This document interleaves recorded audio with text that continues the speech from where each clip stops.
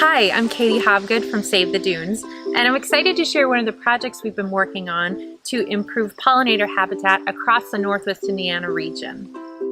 This project was made possible through a grant from the Great Lakes Restoration Initiative, or GLRI, and the purpose of the project is to connect high-quality natural areas by improving marginal lands that can serve as corridors for pollinators. Save the Dunes not only is improving pollinator habitat at one of our properties in Hobart, but we are also managing all the different partners that are involved in this project. One of my favorite parts about this project is how highly collaborative it is. We have partners from federal agencies, nonprofits, land trusts, utility companies, city and county parks departments, universities, schools, even private landowners. It's a great example of how working together can really make a difference.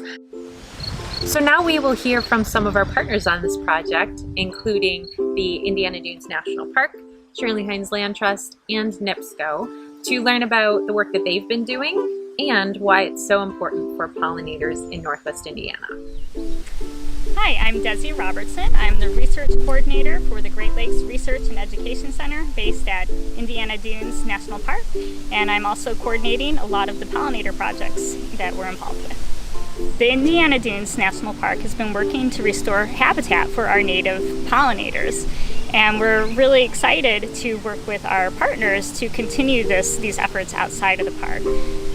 Pollinators, of course, don't know park boundaries, and so any work that can happen to improve their habitat outside of the park ultimately improves habitat for all the pollinators in the region. So we're at Miller Woods, and where you can see we have some really nice pollinator habitat. This is what we consider high quality habitat.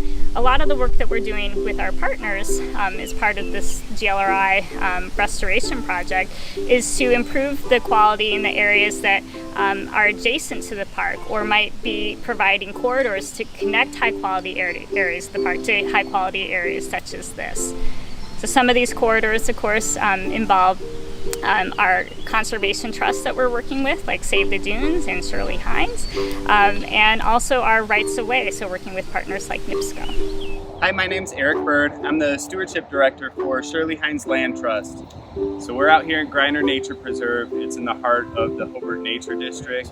With the GLRI funding through the National Park Service and help with Save the Dunes, we're able to do a lot more restoration to form more pollinator habitat and manage more specifically for pollinators. So things like removing invasive species and removing some invasive brush that sort of opens up prairie-like habitat to allow flowers like this to grow and be more proliferate out here. But also things like leaving small brush piles and leaving some open soil areas and things like that.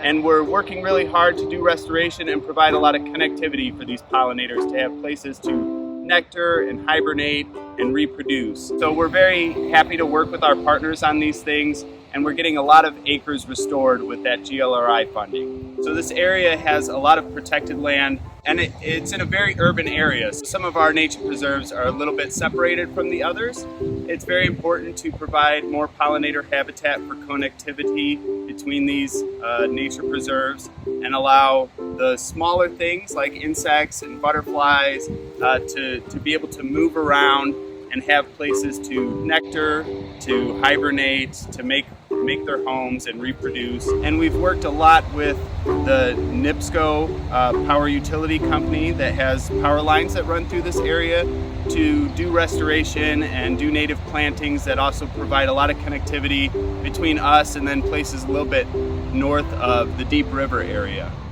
This idea of habitat connectivity is so important for our pollinators. We have many wonderful natural areas in Northwest Indiana, be it the Indiana Dunes National Park, State Park, one of Shirley Hines Land Trust's nature preserves, or any of our other protected lands.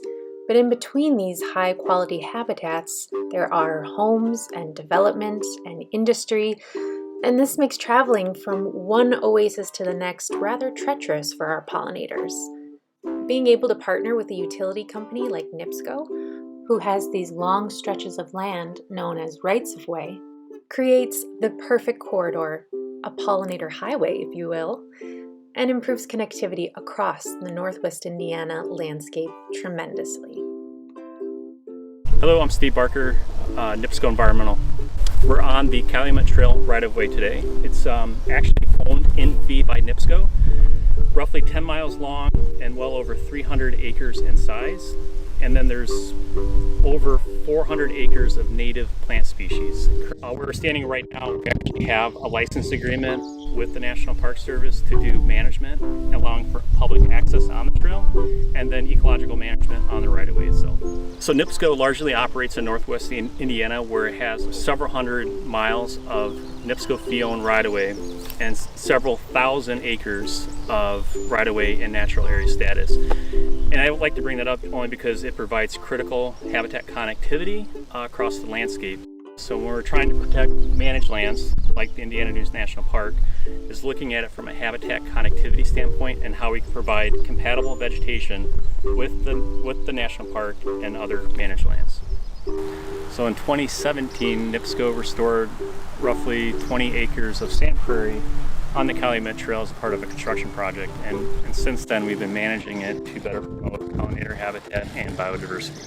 So this is an area where, in partnership with the Park Service and Save the Dunes through the GLRI project, we were able to do spot herbicide application of invasive species, and then looking at how we can better manage and restore areas adjacent to the restored area. So this area right here off to our right, we employed conservation mowing, herbicide treatment, and then native seed introductions. Why is NIPSCO undertaking pollinator habitat restoration? The NiSource, parent company of NIPSCO, recently issued a biodiversity statement promoting pollinator habitat and conservation of managed lands. So really we're trying to promote and enhance ecological integrity across various rights-of-way under the NiSource footprint. We always try to find those win-win situations. So in this case, our primary responsibility is providing safe and reliable energy to our customers, while also balancing it with environmental needs. So in this case, if you look around, we have gas and electric transmission facilities here. So looking at native pollinators, that is a suitable and compatible vegetation to deliver that safe and reliable energy to our customers. So there we get the win-win benefit of energy delivery and then biodiversity on top of that. Having companies like NIPSCO as a partner on this project, with their commitment to sustainability and biodiversity, it really takes habitat connectivity to the next level. And it enhances all of the incredible work that our other project partners are achieving through this grant. In just the first 2 years of this 5-year project, hundreds of acres of pollinator habitat have been improved or restored across Northwest Indiana. We're stronger and more impactful when we work together. And now, we'd like to invite you to join us in this very important work.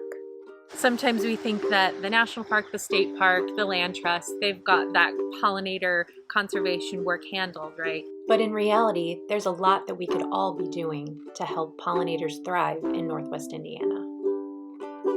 In addition to the habitat work that we are doing and our partners are doing, you can also be a part of helping to conserve pollinators by providing habitat in your own backyard. So you essentially could plant a little mini national park in your own backyard by providing native plants that could be nectar resources, or host plants that could be food for caterpillars, for butterflies and moths. And the great thing about doing that is not only are you helping pollinators, but you can also enjoy observing them in your own backyard. To learn about the different pollinators who call Northwest Indiana home and the plants that you can put in your home garden to attract and support them, be sure to sign up to receive your copy of our brand new Pollinator Garden Landscaping Guide by visiting our website, savedunes.org.